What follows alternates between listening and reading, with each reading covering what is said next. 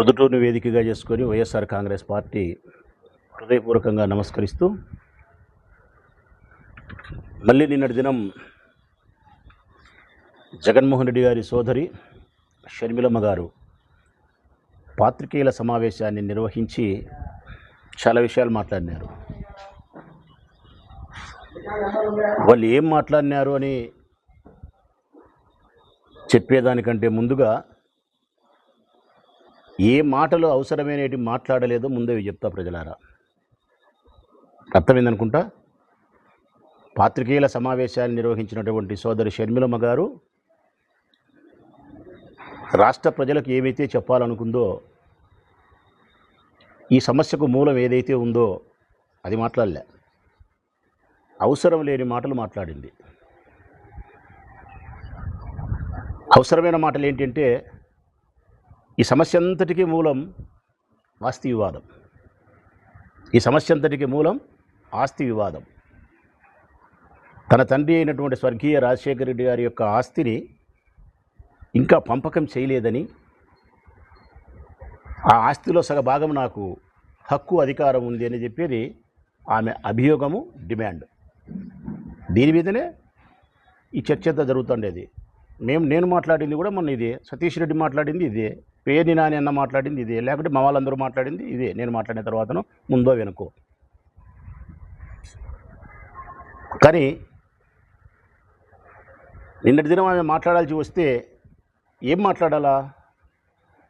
ఇదిగో మీరు చెప్తా ఉండేది తప్పు, నా తండ్రి ఆస్తి ఇంకా పంపకం జరగలేదు, నాకు దాని మీద అధికారం, హక్కు ఉందని చెప్పి తనకు ఉండబడినటువంటి సాక్ష్యాలతోనో ఆధారాలతోనో తన వాదన వినిపించవచ్చు. లేదు, జగన్మోహన్ రెడ్డి గారు రాసిన ఎంఓయు రాజశేఖర రెడ్డి గారి ఆస్తుల మీద ఎంఓయు రాయించినాడని చెప్పే విధానమే అయితే దానికి చెప్పాలా సాక్ష్యమో ఆధారమో చూపిస్తూ. ఈ రెండింటికి మేము ఆ రోజే చెప్పినాం.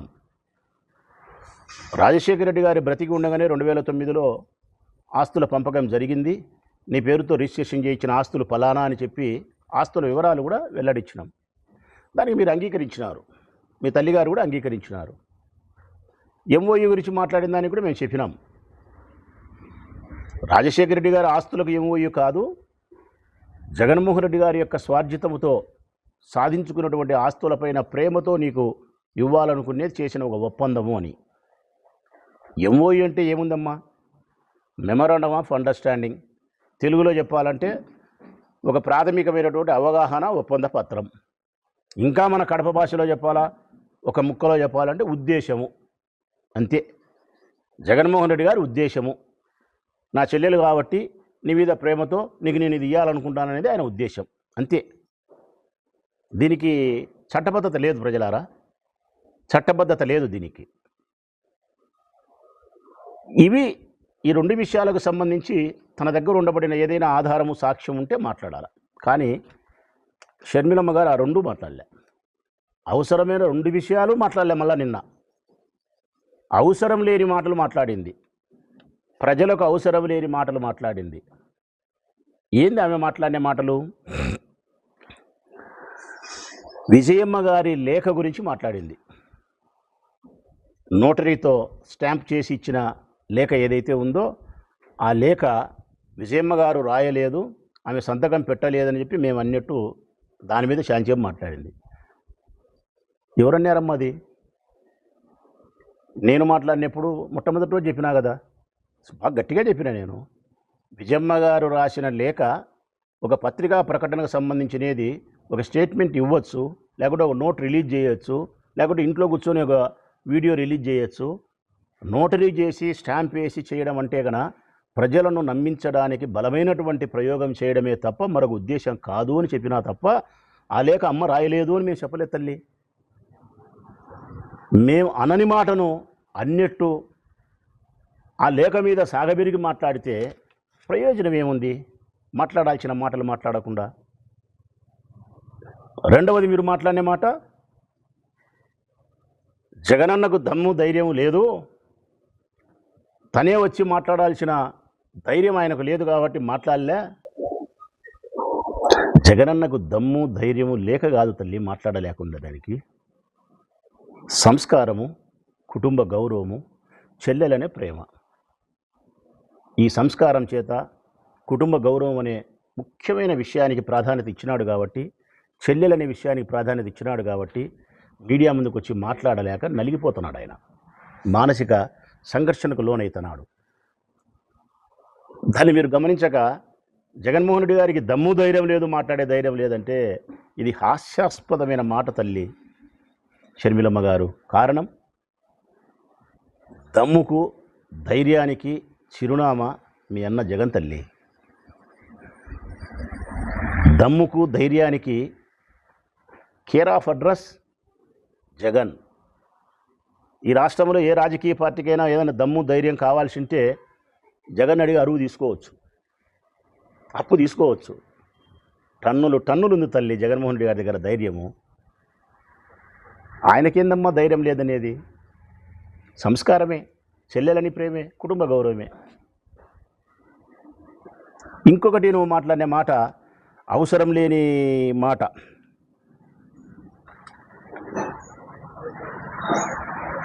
కుక్కలు మొరుగుతున్నాయి అన్నావు.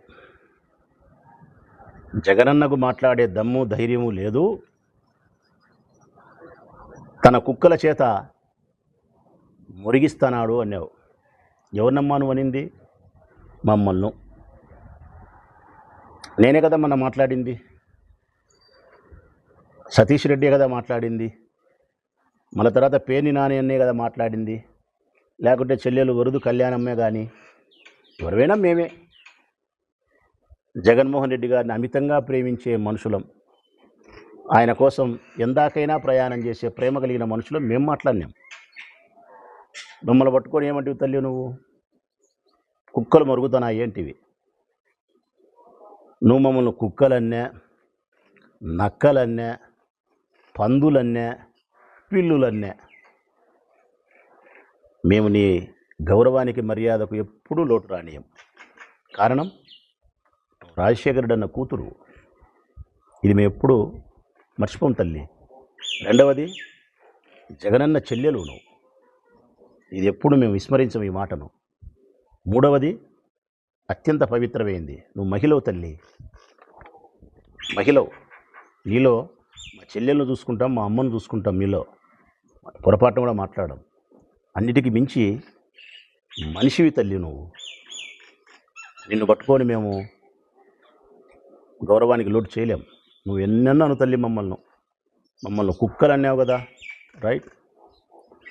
ఇదే కుక్కనే చెప్తాంది తల్లి, ఇదే కుక్కే చెప్తాంది ఈ సమాజానికి, నీకు తల్లి. ఈ కుక్కలు జాతి కుక్కలు తల్లి, జాతి కుక్కలు. ఈ కుక్కలకు విశ్వాసం ఎక్కువ,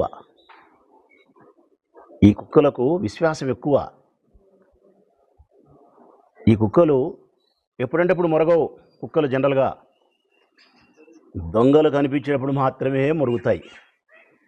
యజమాని ఇంట్లో దొంగలు పడినప్పుడు మాత్రమే మొరుగుతాయి.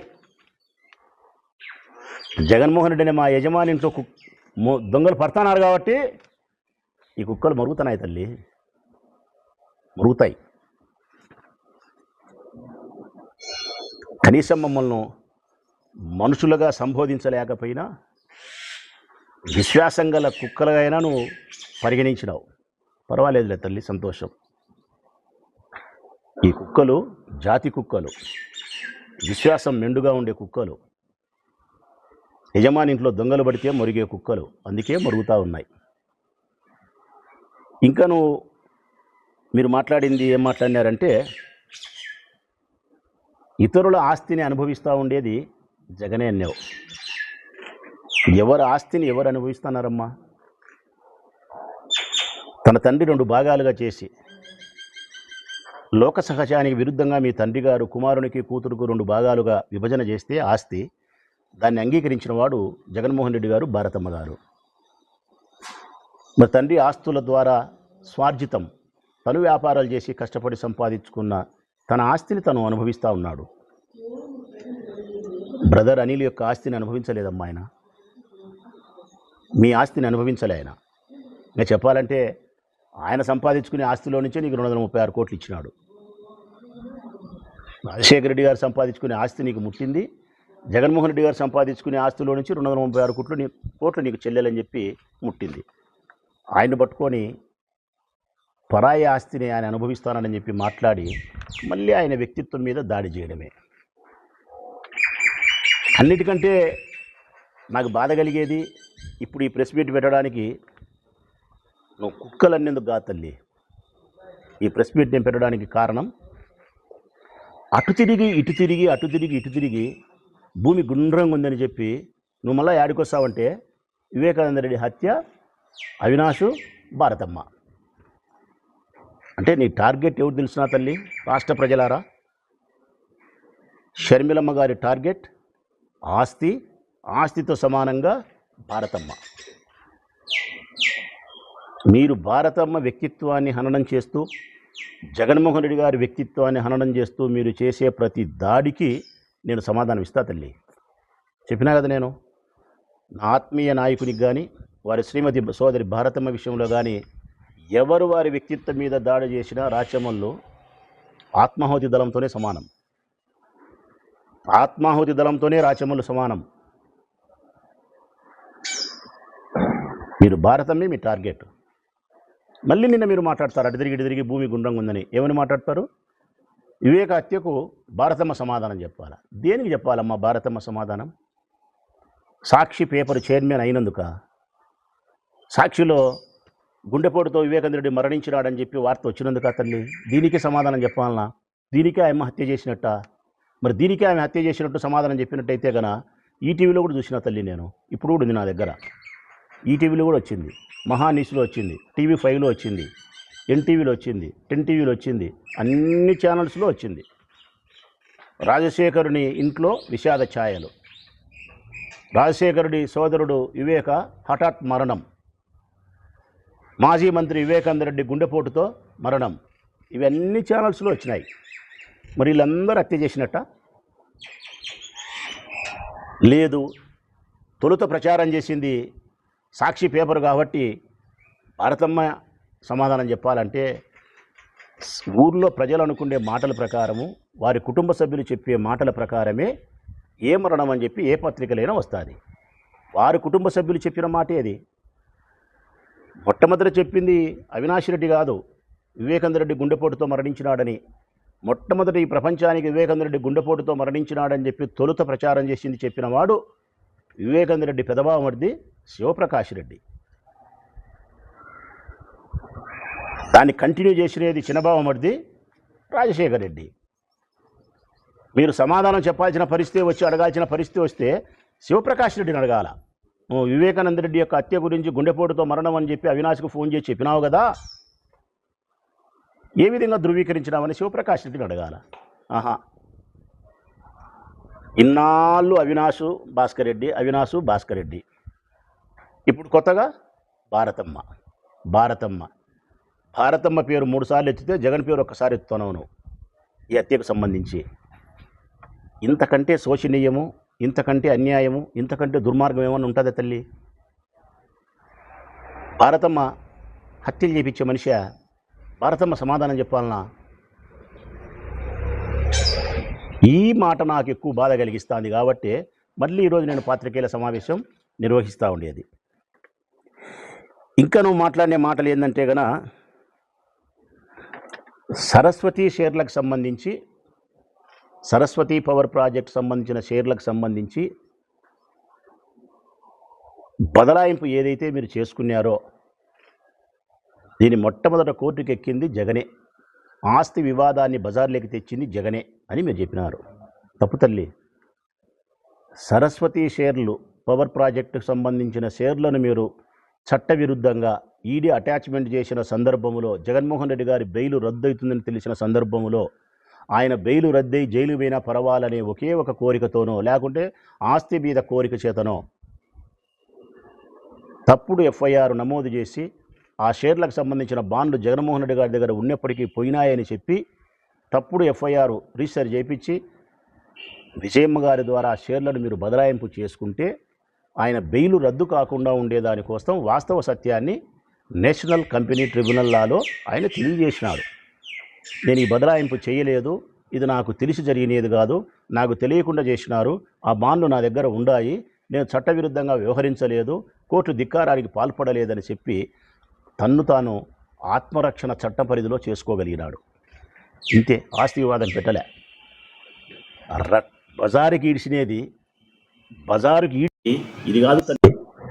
మీరు పులిందల్లో పూలంగల దగ్గర కొంగు చాసి యాచించినారు చూడి, అది బజారుకి ఈడ్చడం. చంద్రబాబు నాయుడుకు ఉప్పందించి లోపాయికారంగా పనిచేస్తున్నారు చూడి, అది బజారుకి ఈడ్చడం. 22 సార్లు 21 సార్లు సునీతమ్మ కలిసింది చూడు చంద్రబాబు నాయుడును, అది బజారుకి ఈడ్చడం. ఇవన్నీ జగన్మోహన్ రెడ్డి గారి వ్యక్తిత్వాన్ని, భారతమ్మ గారి వ్యక్తిత్వాన్ని హననం చేస్తూ మీరు చేసే ప్రతి దాడికి రాచమల్లు మొదలుకొని జగన్మోహన్ రెడ్డి గారిని ప్రేమించే ప్రతి మనిషి సమాధానం ఇస్తాడు తల్లి. దాంట్లో ఏమీ ఇబ్బంది లేదు. ప్రజలు కూడా చెప్తా ఉన్నా నేను, ఎంఓయూ అనేది ప్రాథమికమైనటువంటి అవగాహన ఒప్పందమే ప్రజలారా. దీనికి చట్టబద్ధత లేదు. ఉద్దేశం, ఇప్పుడు నాకు ఉద్దేశం కలిగింది, నాకు ఉద్దేశం కలిగింది, మా మన్సూర్ ఉన్నాడు సోషల్ మీడియా, ఆ పిల్లోడు నా కోసం బాగా పనిచేస్తాడు, నా పట్ల ఎంతో విశ్వాసంగా ప్రేమగా ఉంటాడు, నీకు పలానాసాట నాకు ఉండే స్థలంలో ఒక 5 సెంట్లు స్థలం ఇస్తా నీకు మన్సూర్, ఇల్లు కట్టుకునేప్పుడు 10 లక్షలు లెక్కిస్తా అని చెప్పి నా ఉద్దేశాన్ని వ్యక్తపరిచిన, అది ఒక కాగితం మీద రాసిన. ఆ పిల్లోడు నాతో బాగా ప్రేమగా ఉండి ఇట్టే చేస్తే 5 సెంట్ల స్థలం ఇస్తా, ఇల్లు కట్టుకునేటప్పుడు ఆ 10 లక్షలు లెక్క ఇస్తా. ఆ స్థలం నేను రీసెర్చ్ చేయించేటప్పుడు నా పిల్లోడు వరదరాజిరెడ్డికి ఉప్పందిస్తే,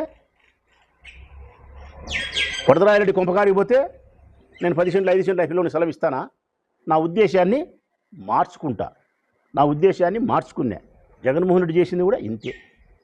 దీనికి ఆయన షర్మిలమ్మ ఆస్తిని కొట్టేసినట్టు, వాళ్ళ కుమారుడు కూతురుకు మేనల్లునికి మేనకోడలకు అన్యాయం చేసినట్టు, అటు తిరిగి ఈ కథ పక్కన పెట్టి మళ్ళీ వివేకానంద రెడ్డి హత్య విషయం తీసుకొచ్చి భారతమ్మను టార్గెట్ చేయడము, ఇది చాలా అన్యాయం తల్లి.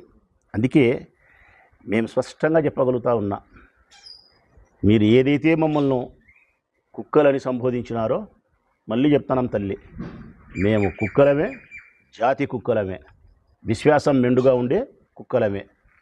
ఈ కుక్కలు జగన్మోహన్ రెడ్డి గారి ఇంట్లో దొంగలు పడినప్పుడు మాత్రమే మొరుగుతాయి. జగన్మోహన్ రెడ్డి గారి ఇంటి దొంగలే బయలుదేరినారు కాబట్టే ఈ కుక్కలు మొరుగుతున్నాయి తల్లి, ఇంకా మొరుగుతాయి.